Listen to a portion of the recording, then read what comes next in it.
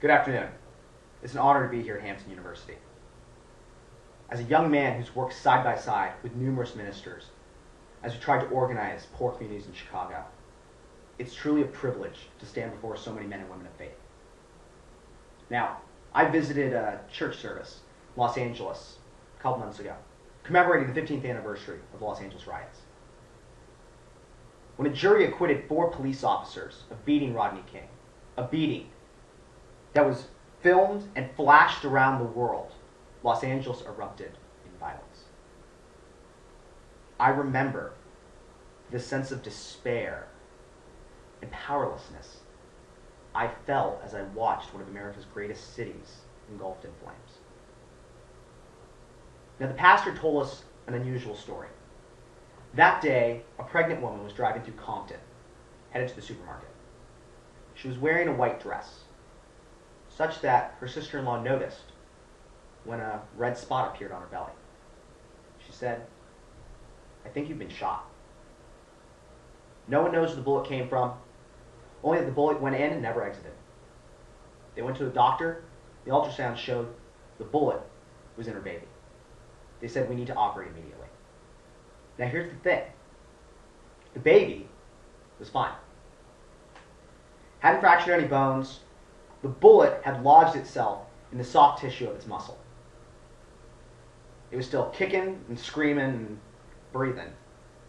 So the doctors took the baby out, removed the bullet, stitched up her arm, and she was fine. Praise God.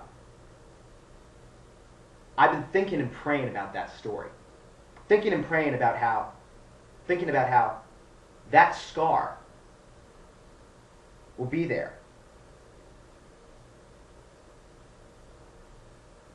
There's always going to be that scar that doesn't go away. Thinking about how somewhere today, that 15-year-old young lady is walking around, still remembering the difficult circumstances of her birth. But because someone took the time to heal her, she's going to be fine. What we saw 15 years ago was not the spontaneous response to a poor court decision, but rather Los Angeles expressing its lingering, ongoing, pervasive legacy, a tragic legacy to a tragic history that this country has never fully come to terms with. This is not to excuse the violence, because such violence is inexcusable and self-defeating. It does, however, describe the reality for numerous communities in our country. How not only do we still have scars from that riot and other quiet riots that take place every day, but in too many communities in this country, we haven't even bothered to take the bullet out. Look at New Orleans when Katrina hit. Many people asked whether I thought race was the reason for the slow response. No, I said it was because this administration was colorblind in its incompetence. Because we know the disaster had struck far before the hurricane ever landed.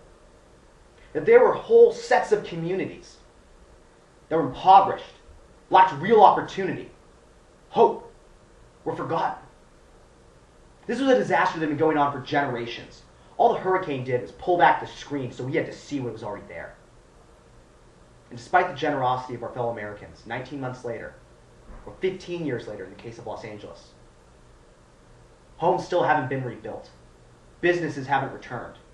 These communities are still drowning and smoldering under the same hopelessness as they were before their crisis hit. God's calling us today to remember the miracle of that baby. God is calling us to take the bullet out. When we have more black men in this country in prison than in university, then it's time to take the bullet out.